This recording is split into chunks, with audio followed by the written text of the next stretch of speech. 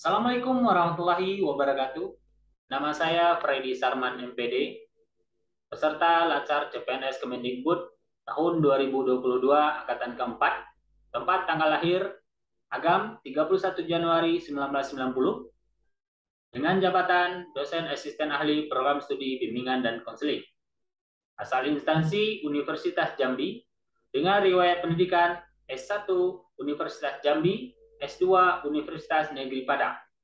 Dengan mentor Bapak Dr. Andas Nilai Hardi, MPD, dengan coach Ibu Aspita Diah Fajacari, STMM. Pada saat ini, saya akan memaparkan tentang rancangan aktualisasi saya dengan judul Peningkatan Kemampuan Mahasiswa Program Studi Bimbingan dan Konseling dalam Penyusunan Proposal Skripsi melalui workshop penulisan proposal skripsi. Pada paparan kali ini, saya akan memaparkan beberapa hal. Pertama, profil unit kerja. Yang kedua, tugas dan fungsi dosen. Ketiga, isu ataupun permasalahan di institusi. Yang keempat, gagasan penyelesaian masalah. Dan yang terakhir, rencana aktualisasi. Berkaitan dengan profil organisasi, saya ditempatkan di Universitas Jambi, di mana Universitas Jambi ini sudah dimulai pada tahun 1960. Yang pada saat itu didirikannya Akademi Perniagaan Jambi di bawah naungan jajaran perguruan tinggi Jambi, yang diketuai pada saat itu oleh Bapak R. Sudarsono yang menjabat sebagai wali kota Jambi pada saat itu. Sampai saat ini Universitas Jambi terus berkembang dengan memiliki 13 fakultas dan 82 program studi dengan visi menuju a world class entrepreneurship university berbasis agroindustri dan lingkungan. Universitas Jambi memiliki 6 misi sebagaimana terlampir. Di Universitas Jambi, saya ditempatkan di program studi bimbingan dan konseling. Program studi bimbingan dan konseling itu berada di bawah naungan Fakultas Keguruan dan Ilmu Pendidikan Universitas Jambi, yang saat ini diketuai oleh Bapak Dr. Andas Nilai Hardi, MPD, yang berdiri sejak tahun 1999 berdasarkan SK Dirjen Dikti nomor 42 garing Dikti garing Cap garing 1999. Program studi bimbingan dan konseling memiliki visi yaitu menjadi program studi jenjang sarjana yang kompetitif, terdepan, dan tercepat di bidang konseling dalam setting pendidikan, kehidupan sosial, dan keluarga. Program studi bimbingan dan konseling memiliki misi. Pertama, menyelenggarakan pendidikan dan pengajaran yang kreatif dan inovatif sehingga bisa mengembangkan keanekaragaman keterampilan lulusan. Kedua, melaksanakan pengkajian, pengembangan konsep-konsep keilmuan dan keterampilan konseling dalam setting pendidikan formal, non-formal, dan keluarga.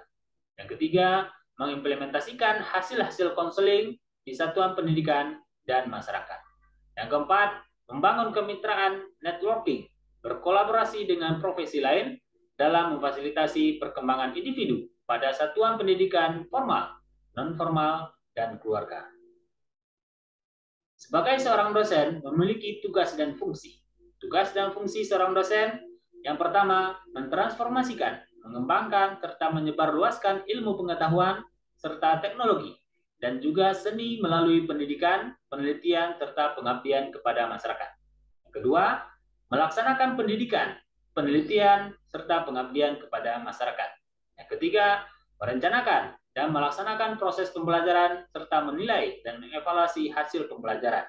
Yang keempat, meningkatkan serta mengembangkan kualifikasi sebuah akademik dan diikuti dengan kompetisi yang berkelanjutan, terutama dengan mengikutsertakan perkembangan teknologi masa kini. Yang kelima, dosen juga bertugas untuk membuat bahan ajar serta modul untuk mahasiswa. Yang keenam, dosen wajib menjunjung tinggi peraturan perundang-undangan hukum serta kode etik dan nilai-nilai agama serta etika. Pada program studi bimbingan dan konseling, saya mengidentifikasi beberapa isu. Yang pertama, minimnya publikasi mahasiswa. Kedua, kurangnya kemampuan mahasiswa dalam menggunakan media pelayanan yang inovatif di program studi bimbingan dan konseling. Ketiga, lambatnya masa penyelesaian studi mahasiswa. Keempat, Jurnal program studi belum terakreditasi SINTA. Yang kelima, rendahnya pemahaman ASN program studi mengenai penggunaan teknologi. Berdasarkan isu-isu yang saya temukan, saya perlu mengangkat satu isu. Untuk mengangkat satu isu, perlu beberapa alat analisis. Analisis yang saya gunakan adalah analisis AKPK untuk tapisan isu. Pertama, dengan AKPK ini, saya menemukan dua isu teratas, yaitu lambatnya masa penyelesaian studi mahasiswa, dan yang kedua, kurangnya kemampuan mahasiswa dalam menggunakan media pelayanan yang inovatif di program studi bimbingan dan konseling. Dari dua isu teratas, saya akan menjaring menjadi isu yang paling urgent atau yang paling utama menggunakan USG atau urgency, seriousness, dan growth. Dengan penetapan isu berdasarkan USG, saya mendapatkan bahwasanya lambatnya masa penyelesaian studi mahasiswa menjadi isu utama.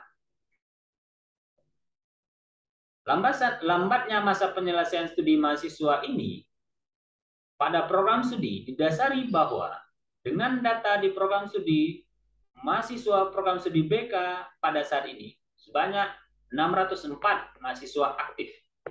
Tetapi untuk kelulusan mahasiswa berdasarkan data di program studi 5 tahun terakhir, mahasiswa yang menyelesaikan studi tepat waktu 8 semester sangat minim. Dari data mahasiswa semester 8 ke atas, terdapat data semester 8 yang masuk pada tahun 2008 itu masih bersekitar 130 mahasiswa. Yang masuk tahun 2017 yang sekarang berada pada semester 10 itu masih ada sebanyak 42 mahasiswa. Mahasiswa yang masuk tahun 2016 yang berada pada semester 12 itu masih sekitar 53 mahasiswa. Dan mahasiswa yang masuk tahun 2015 yang pada saat ini semester 14 yang termasuk semester akhir di penghujung semester itu masih ada sekitar 14 mahasiswa. Itu data bersumber dari siakat.unja.ac.id. Dasarkan keterangan Kaprodi, data pemahaman mahasiswa terhadap penyusunan proposal skripsi, pemahaman penguasaan penyusunan proposal skripsi masih rendah. Pemahaman mengangkat teori penelitian masih rendah. Pemahaman tentang penetapan judul, penggunaan metode, pengolahan data ini masih rendah. Dari beberapa akar masalah tersebut dirumuskan ke dalam bentuk fishbone. Dari lambatnya masa penyelesaian studi mahasiswa, berdasarkan aspek method, material, dan environment terjaring beberapa akar permasalahan. Dari sudut material, itu sudah disediakan ELISTA sebagai wadah konsultasi skripsi, tetapi tidak maksimal penggunaannya. Dari segi metode, kurangnya pelatihan analisis data, kurangnya pelatihan penyusunan proposal skripsi. Dari sudut environment, ini lingkungan di mana dosen dan mahasiswa tidak seimbang.